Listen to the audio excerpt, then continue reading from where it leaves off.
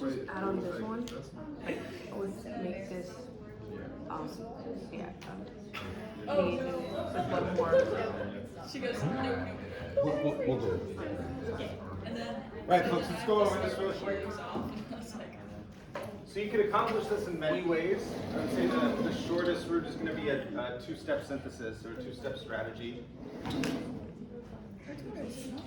This is a problem where I would say it's useful to work one step backwards. If you can identify that the product that we're making is a beta hydroxy ketone, and that you make this through an aldol reaction.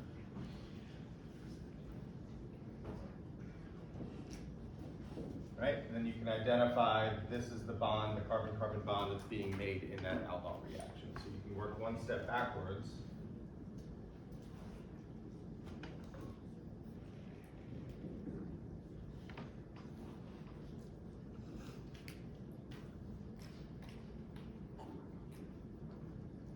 Right? And identify this as one of the aldol reactants, right? So this would be the nucleophile in the reaction. Sodium hydroxide is the base to form enolate, and then benzaldehyde is the electrophilic reaction partner. Right?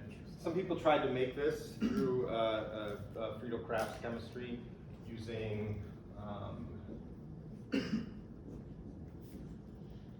this compound. This compound doesn't exist, or it's not stable. It actually degrades. If it's made, it degrades really quickly into carbon monoxide and HCl. So it's not something that you can buy in a bottle. So I'm going to expect you in the synthesis, I'm going to expect you to make this, right? But you can just bring it in as an ingredient in that synthesis.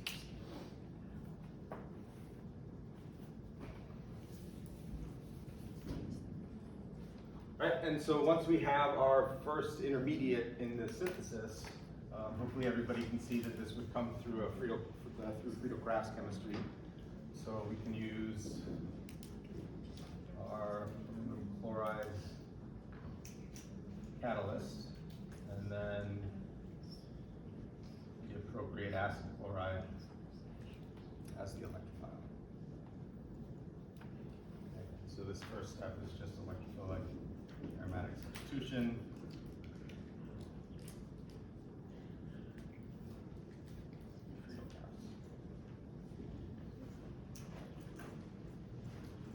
Questions? Okay. If you didn't take the time over break and watched all of the videos on electrophilic aromatic substitution, please do get caught up. That is really useful chemistry to know. It really kind of expands our palette in terms of our ability to do synthesis. But how are we able to know that the second like we can use that, yeah? How do you know that you can use it? Yeah. I guess you can ask. I mean, if you're unsure of those things, right? You can ask. You know, do we need to make everything? But usually in synthesis, right, we're not making every molecule from some basic starting material, right? Okay. We use starting material there just once, and then go from there. So. Questions? No? Okay. All right, so let's talk about crossed aldol. So this second step in the synthesis was a crossed aldol reaction. All right, and we're using, in this crossed aldol, we're using a thermodynamic base. And we're going to call these hydroxide and alkoxide bases thermodynamic bases.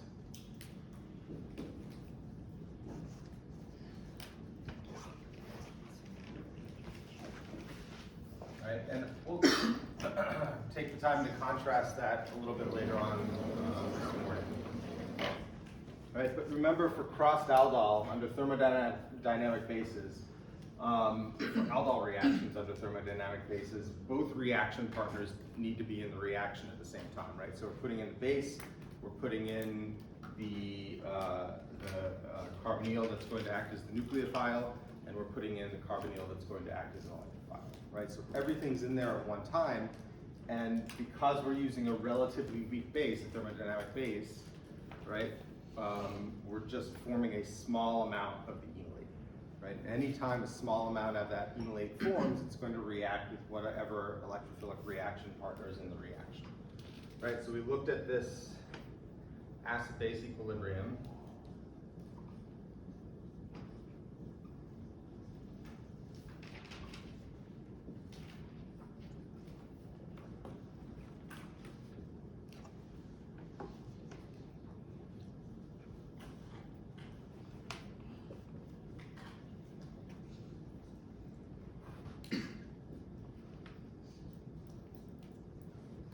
We had identified the KQ of this reaction of being 10 to the negative fifth, right? And so what that means, at any one time, there are going to be 10,000 molecules of the ketone to every 1 molecule of the enolate,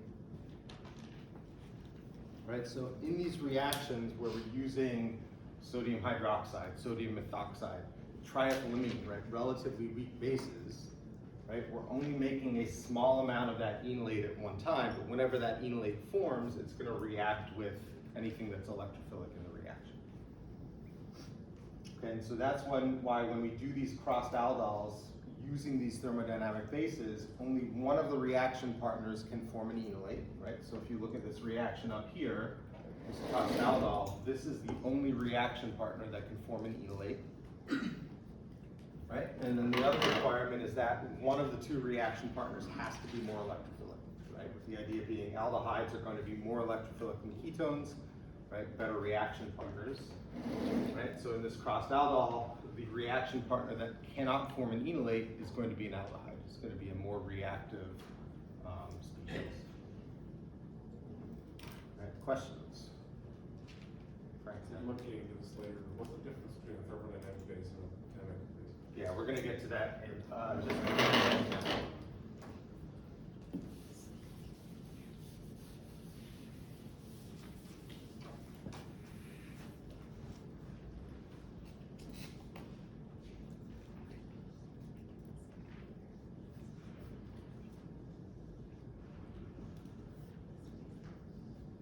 Okay, so if we take so far we've been looking at ketones that are either symmetrical ketones, right, or only have one side of the ketone that's enolized, right? So if we look at this ketone up here, right, we can only pull protons from carbon 1, right? The carbon on the other side of the ketone doesn't have any protons to pull, or we can't form an enolate on that side, right? If we look at acetone, it doesn't matter which side of that carbonyl we pull protons from, it's a symmetrical ketone, both sides are exactly the same.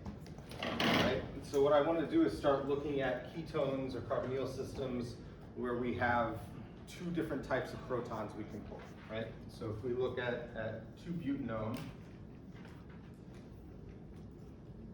right, on this ketone as I've drawn here, we have 2 protons on the left-hand side, right, on the methylene carbon of that ketone. And then we have 3 protons on the methyl side, right, or on the right side of that ketone, right? And so as a result, when we form an enolate, we have the possibility of forming 3 different enolates.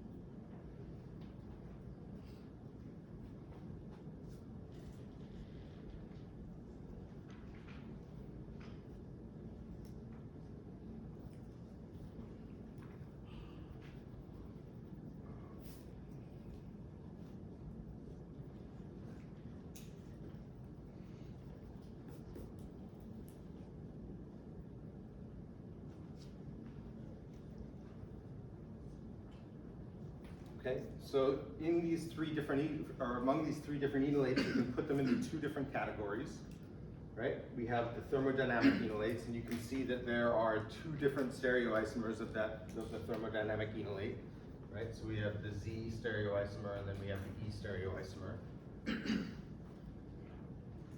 Right? And thermodynamic enolate, the reason why we call that the thermodynamic enolate is because it's the lower energy enolate of the two types that form. Okay, and then we have what we call the kinetic enolate. Right? We only have one geometry here, one stereoisomer here.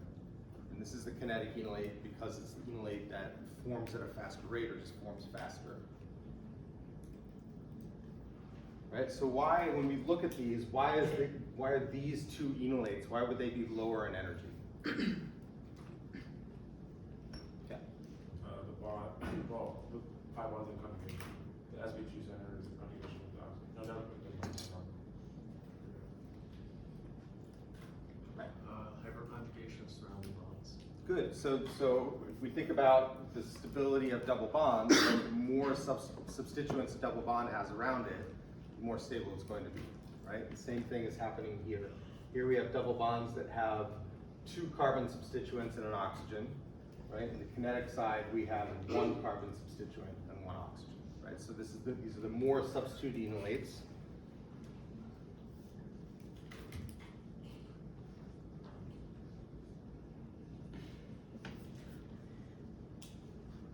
Right? Whereas in the kinetic enolate, it's less substituted pi bond.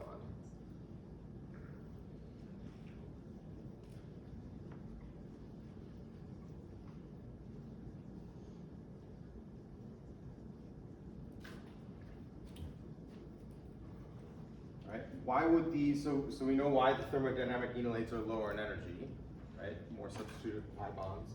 Right? Why would the kinetic enolate form faster? Yeah. There are free hydrogens. Good. So there are three hydrogens. What's special about those three hydrogens, or what's different about those three They're hydrogens? easier to take because there is less carbon. Good. So they're at the end of the molecule, right? So they're going to be much more available, much easier to take. There's less steric congestion around them for a base to have to move around. All right. So.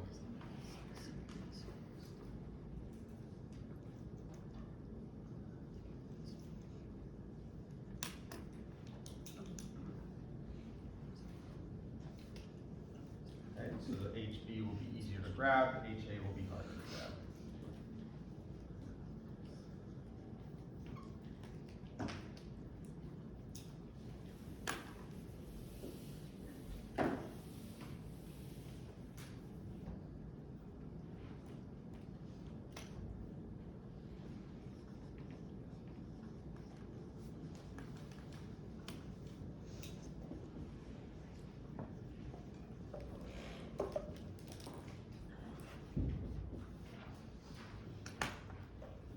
Okay, so when we're talking about thermodynamic and kinetic bases in reference to enolate formation, right, or in reference to aldol chemistry, thermodynamic bases are going to be the bases that produce the thermodynamic enolate, right, whereas kinetic bases are going to be the bases that produce the kinetic enolates.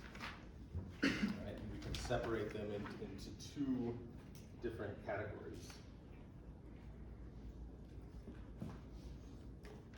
Right, so thermodynamic bases, what's common about them, or what we see as a commonality among them, is that they're relatively weak bases.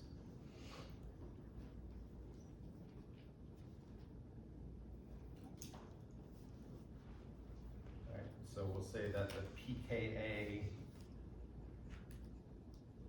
of the conjugate acid of these bases is going to be let's say less than 19.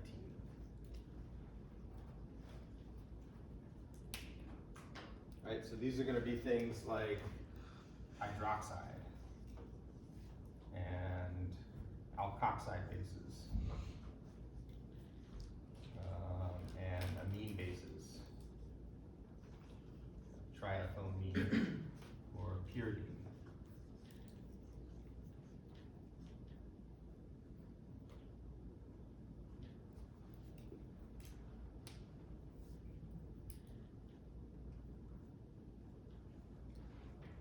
Right, and this is going to be in contrast to kinetic bases, which we see as being strong bases.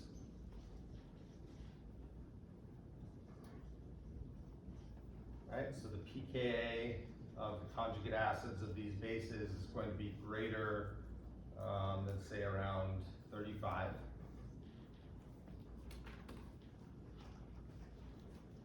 Right? And then they also have a second quality of having a lot of steric bulk around them.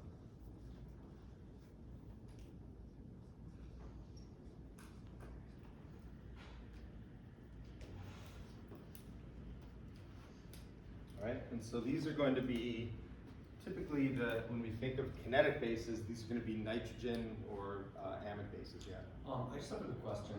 The thermodynamic bases you said were weak bases such as hydroxides. Yeah. I thought sodium hydroxides and different like potassium hydroxides are always strong bases. So this is in reference or in relation to the ketones or the aldehydes that we're pulling protons from, right? So those have pKa. Ketones are going to have pKa of 19 to 20. Esters, when we get into them, will have pKa of around 25, right? So in that range, so weak or strong relative to those. Oh, okay. Gotcha. Thank you. Other questions? Okay, so a couple of examples of weak kinetic bases. The one that we're going to see the most, or is among the most common, is called LDA.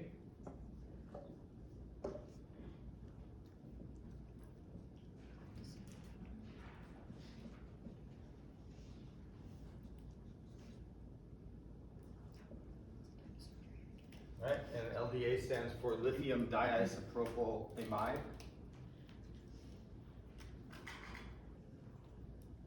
Right, and I just want to highlight that name. So amide we know of as a carbonyl functional group, but that term is also used interchangeably for a deprotonated amine.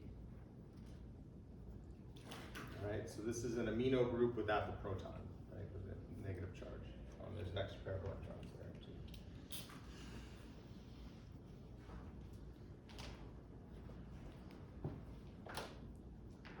Right, analogous to that,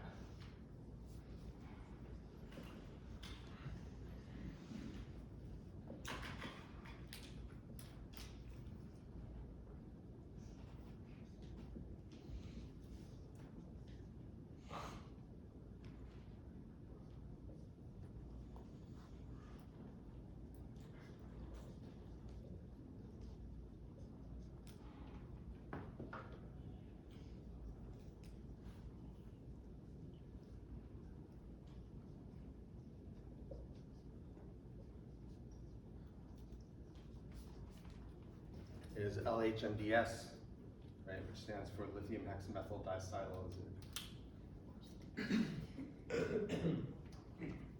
All right.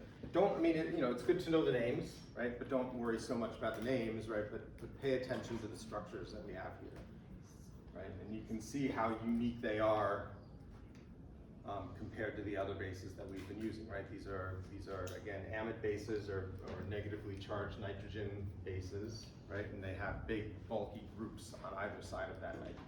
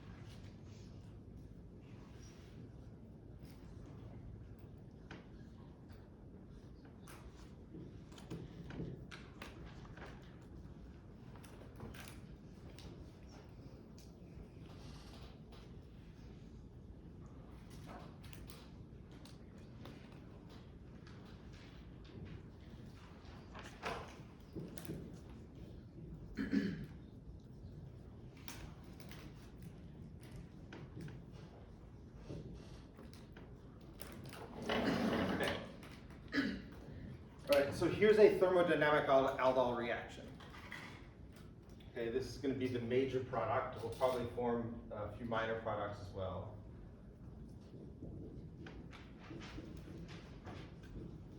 Right, or one minor product. Right, but the major product is going to reflect that enolate formation occurs on the more substituted carbon, right, or through a thermodynamic enolate.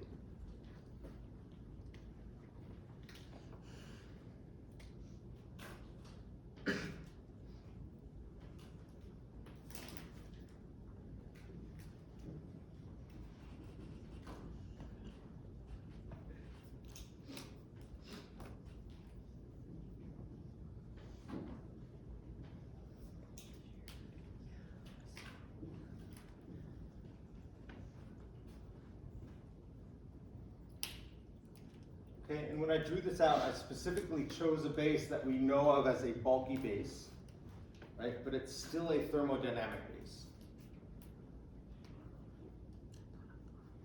Right, so this bulky base may pick up a proton from the kinetic carbon, right, from the less substituted carbon. But we have to realize again that this equilibrium, this acid-base equilibrium between an oxide base and the ketone is going to always favor the ketone. Right, is very, very reversible. And so even though it might sometimes pick up a proton from this carbon, right, it's also going to put that proton back on that carbon, right? And when it picks up a proton from the other carbon, those enolates are going to last a little bit longer, right? They're going to be more stable. We'll form more of them in that reaction.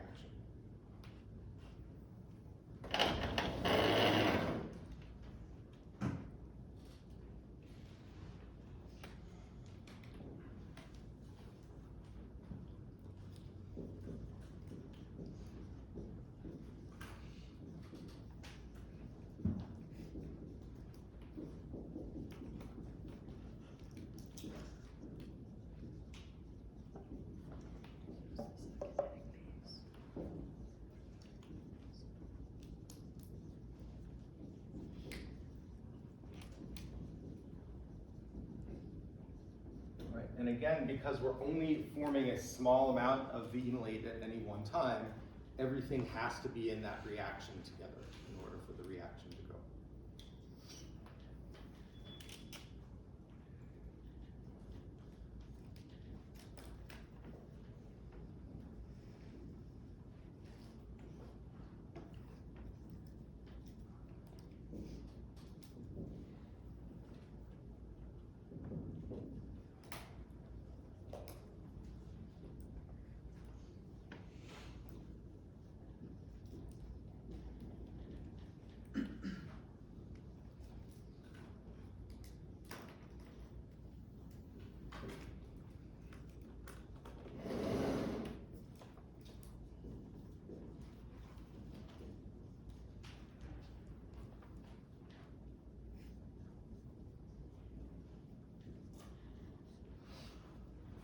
Okay, so if we look at the acid-base reaction that occurs with a kinetic base, right, a bulky, really strong base, right?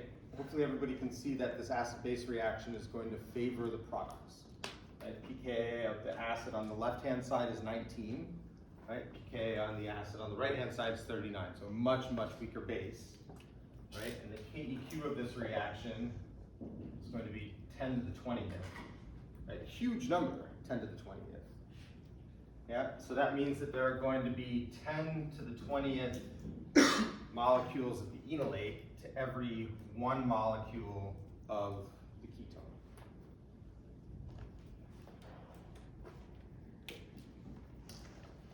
Right, and so because this equilibrium favors the product so much, we consider this non-reversible.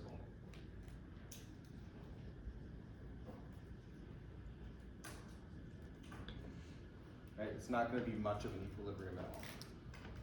So whenever the LDA pulls a proton from the ketone, that proton's never going to be put back on the ketone, right? The base is going to just hold on to that proton, right, as the image. Right? Because the base is bulky, when it has the option to pull the protons from the methyl group or pull protons from the methylene group, 99% of the time, it's gonna pull a proton from the more available methyl group, right? Just based upon the ability for those two molecules to meet up in that way.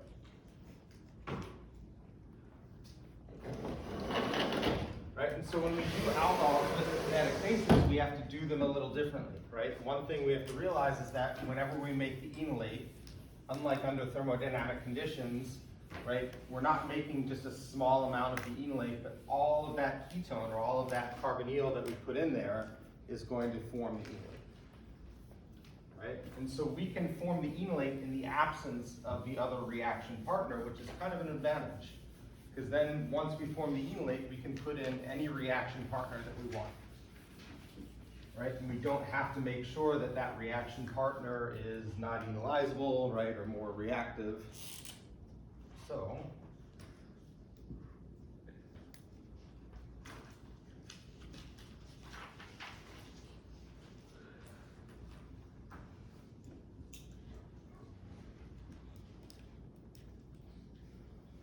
okay, if we wanted to do a reaction between with 2-butanone between itself, right? Not a crossed aldol, but just a regular aldol between with 2-butanone being the nucleophile and the electrophile. Right, the first thing we would do is put in LDA. THF is just the solvent, right? And that's going to form the enolate. Right, this is usually done at a pretty cold temperature. So I'll add that minus 78 degrees Celsius. Right, and then once that enolate is formed, then we can, in a second step, put in the reaction partner that we want for this reaction. Right? So if we're just doing it with itself,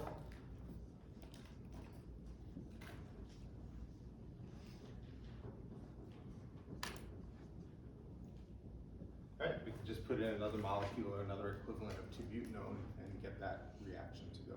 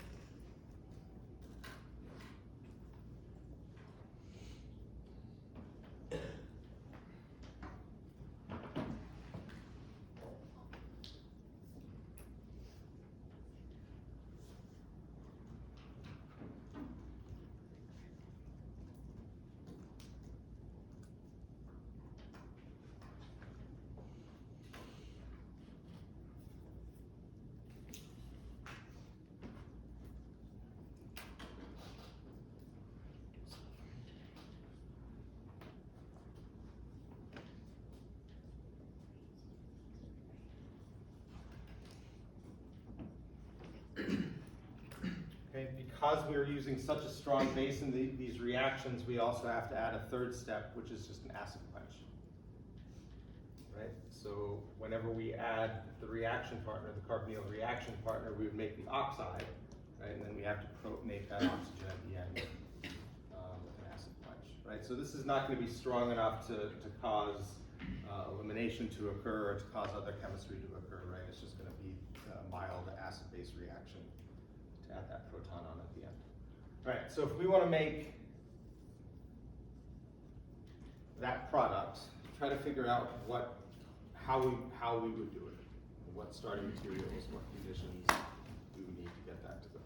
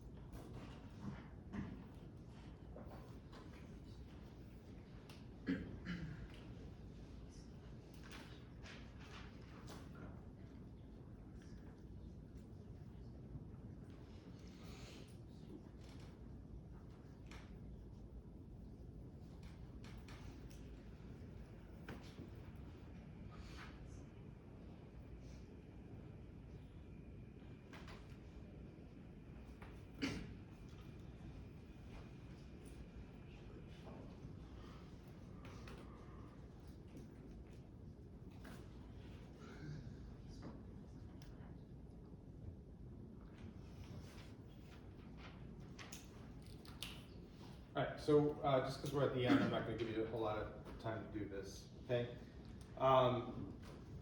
So if you look at this, if you look at the product, identify the bond that's being made in the aldol reaction, right? You can see that we're making a bond from this carbon of the ketone, right, to whatever the reaction partner is. And so it's going to involve a kinetic enolate, right? You can form two different enolates from the starting material. Thermodynamic enolate would form here. Kinetic enolate would make this carbon intermediate with carbon. Right, so the first thing that we need to do is form that enolate. So put in our kinetic base, THF, cool the reaction down. Second step, throw in our reaction partner, right? In this case, the reaction partner is going to be cyclopentanone. And then when the reaction's done, put in our aqueous quench.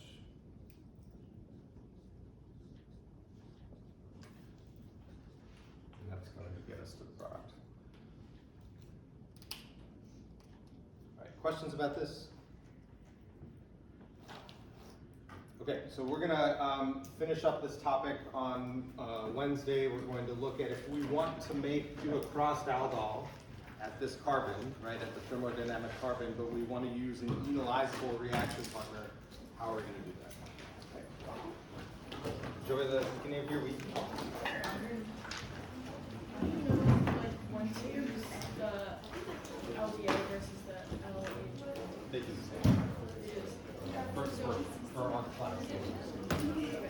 So even though that we're trying to get the thermodynamic to make that like specific structure. Making the kinetic. Oh, okay. Thermodynamic enolate form On that side. Yeah. Kinetic enolate. Okay. Because it's like reaching out on See it? Thank you.